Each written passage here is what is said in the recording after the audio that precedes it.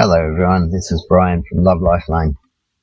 Today's topic is not really a sexy one, but I think it's pretty important and it's not really spoken about much. It's certainly not something you'll learn from school, and often you will not learn it from your home if you're like me, from your childhood.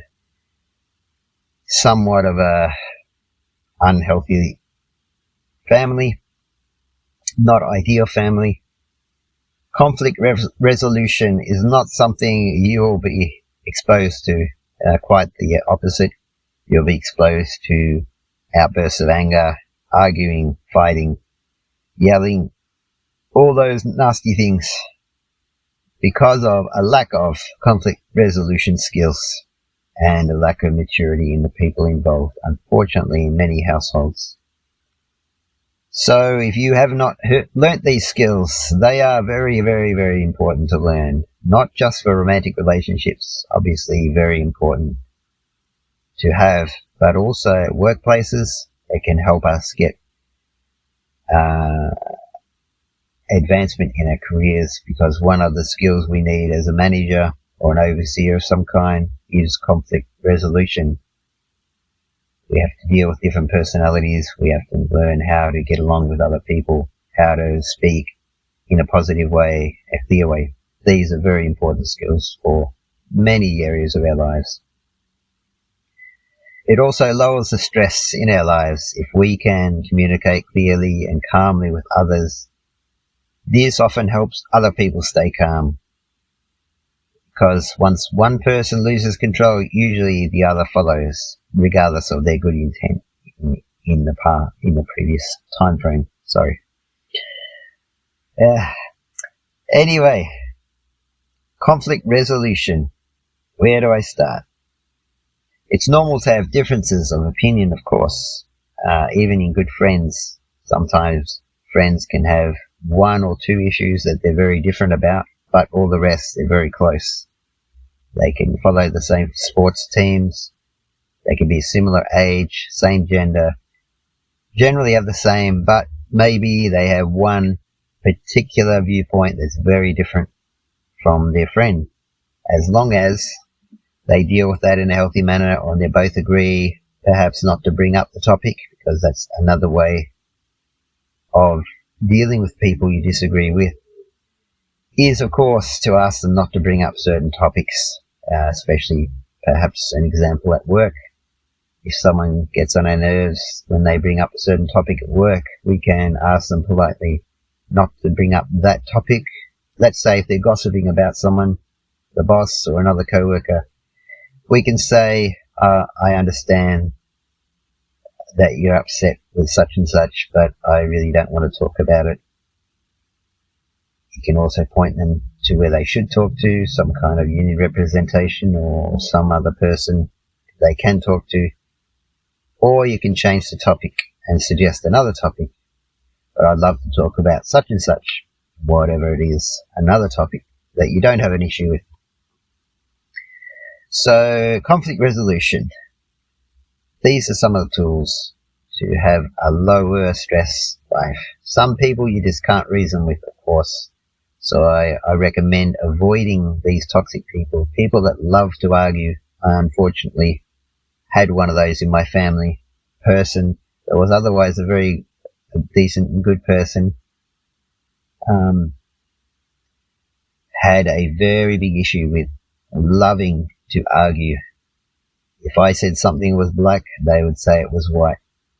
And no matter how much I pushed and said, I don't want to talk about it, they would then say, why do you don't want to talk about it? They would just not let go. Unfortunately, I had to separate from that person, even though they're a family member. So sometimes it's just the one issue that can create an unbearable situation. Like before, the friends, the good friends, they can have one or two strong differences of opinion, but the others are fine. In all other areas, I was fine with this person, but that one was just so intolerable. The person just would not let it go. Anything. It doesn't matter what the issue was, small or big. They just love to argue. And they would gaslight. They would blame me. Why are you getting upset? When I told them numerous times, please don't talk about it politely. And of course, being so young, I would give into it eventually and get angry, lose my temper, which is probably what they wanted in the first place. Now, this is obviously a tactic that a narcissist would use, which I believe the person is quite a narcissistic person. So, getting back to my point, losing my track. Conflict resolution. So, differences don't have to cause arguments and tension.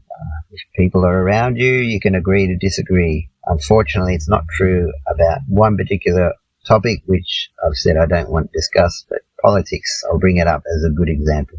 Perfect example. It has become so toxic. That's why I've put in the conditions of using the site.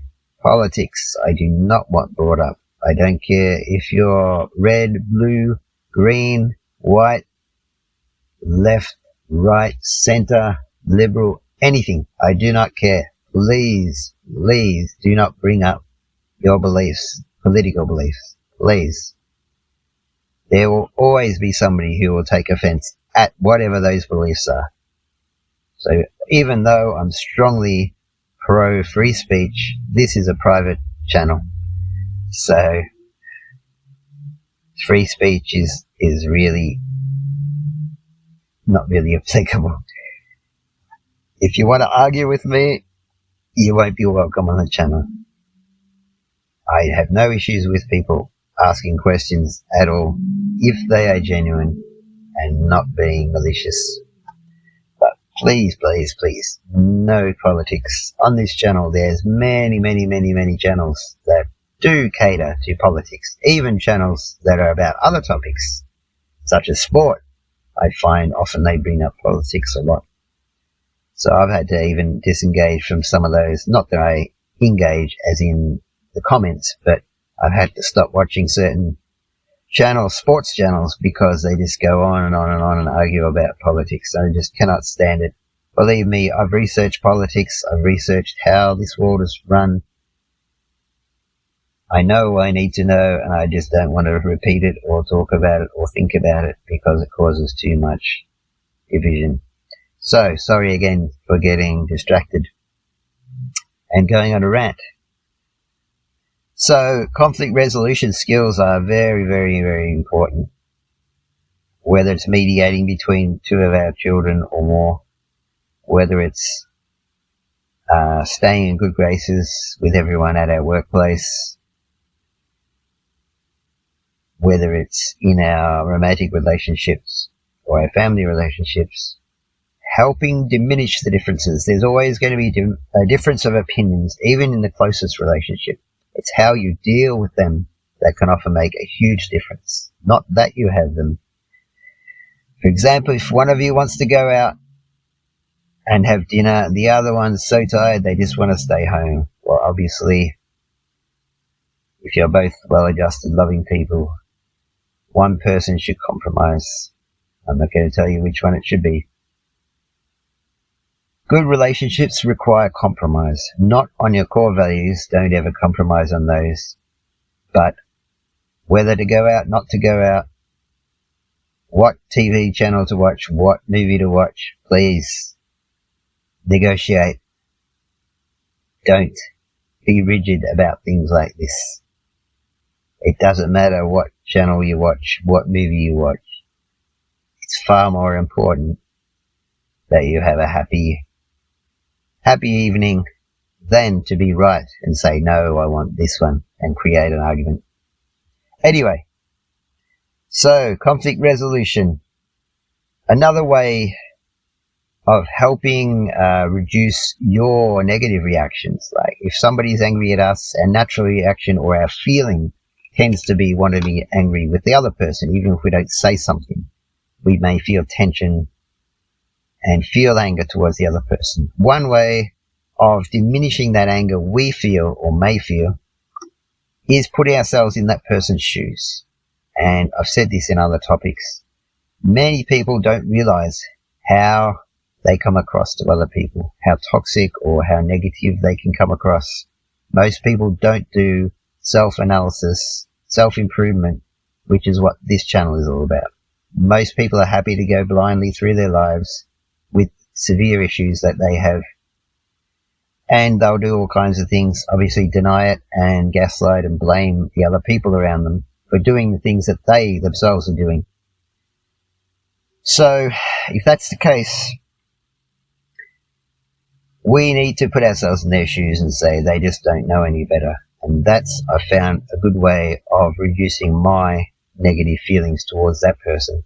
They may have had something bad happen to them and they don't know how to deal with it. And that's where the anger may come from. The same with road rage. Nearly always, often, when someone is angry with you, it's actually they have an issue with somebody else. They've had a near miss on the road. Somebody cut them off. So when they get to work, they're angry with everybody around them. Now, this is not something personally I understand. I can separate one person doing me wrong from another, but this seems to be very common. If one person does you harm, then you want to lash out at the next person around you. I've never understood this, but it seems to be very common. So if somebody gets cut off, then they get to work and they tell you about it. It's understandable that they are upset. They're in fear for their life. But it's not understandable if they then attack you and get angry for some petty reason. So again, you can put yourself in their shoes and say, well, maybe they had an argument with their partner this morning. Maybe they had a child throwing up all night.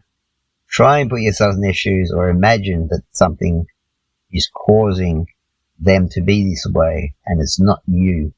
I found that's quite helpful, how to reduce the negative thoughts you have about the person if you can't avoid them. And of course, if they're that toxic, try and avoid them. Try and keep a strong boundaries and try and avoid them, or avoid topics that make them upset if you can at all. So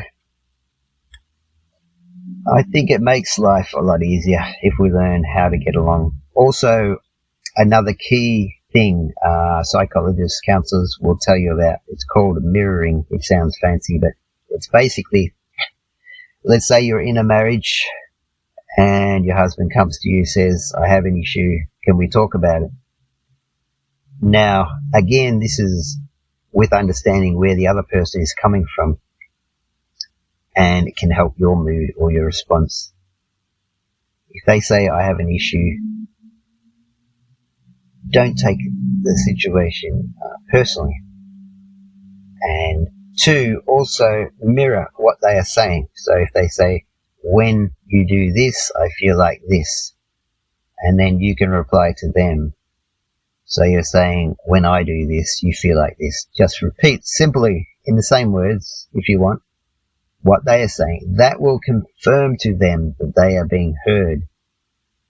Now, you don't have to even agree with their point of view, but you are showing to them you care enough about the person that you are clearly hearing what they are saying.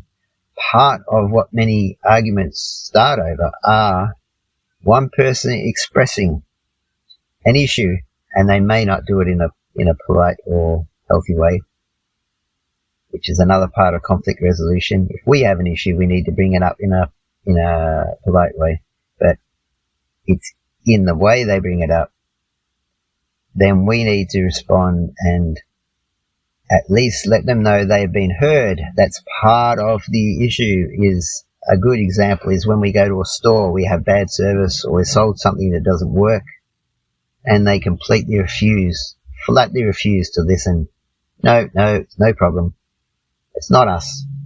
That is the quickest way to get somebody angry at that store and get bad reviews. The complete disregard, refusal to listen to the complaint or even consider it. So the fact that you've gone out of your way and repeated what their issue is with you, whether it's real or not, lets them know that you care enough, that you're listening clearly. Listening is an underrated skill, very underrated. It is a part of conflict resolution. It's a part of having a well-balanced life, being a mature person. It's not something that comes easily to most people. Many people just bulldoze over conversations. Again, I would recommend avoiding those people. I've met many people like that don't know how to have a healthy conversation. They just bulldoze over everybody else. That tells me they're not interested. They're only interested in hearing their own voice. So when you mirror, you tell them what their complaint is, straight back to them. That reduces their anger, their negative thoughts towards you, and puts them in a more relaxed frame of mind. And assuming you're both healthy, that they will bring it up in a polite way and not use blame. For example, you always do this. Another thing to avoid is exaggerations. When you say, you always do this, well, it's an immature response and it's an attack on the other person. And it's an exaggeration. Nobody always, meaning every day, does something, or highly unusual that they would. So exaggerating something is the opposite of speaking, repeating what they are talking about, their concerns. Exaggerating makes it worse and provokes the other person. So don't exaggerate. When you have an issue with someone, bring it up politely. Find a place where you're both relaxed, not immediately after you come home from work, not when children are crying, not when the neighbors are knocking on the door. Try and find a place when you're both relaxed and approach them with a calm voice and say, can we talk about an issue? Not you do this. Don't attack the person. State what your issue is clearly and politely, and see the response you'll get will be a lot better than if you say, you always do this, which I hope my viewers won't do anymore. Don't worry, we've all done it in the past, but it's not a good thing. Anyway, as always, thank you for listening. I'm Brian. This is Love Lifeline. I'm building a community here, something no one's ever done before. A family, in fact. If you have suggestions for topics, if you have questions, please put them in the comments. If they're too personal, I'm very happy to help or try to help if you have an issue. Love Lifeline, contact@gmail.com. Please be a part of the community. Once we get larger, I'd love to do many other things such as live streams. Interaction is a huge part of what I want to do on this channel. I want to help as many people as possible and allow others to help other people with their experiences and share your experiences and their experiences to help everybody out. Thank you. Good night and God bless.